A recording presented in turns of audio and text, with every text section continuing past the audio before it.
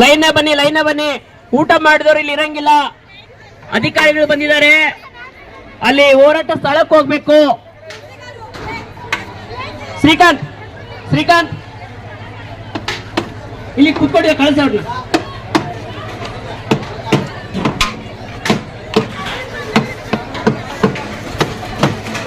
ಇಲ್ಲಿ ಯಾರು ಕೂತ್ಕೊಳ್ಳೋಕಿಲ್ಲಮ್ಮ.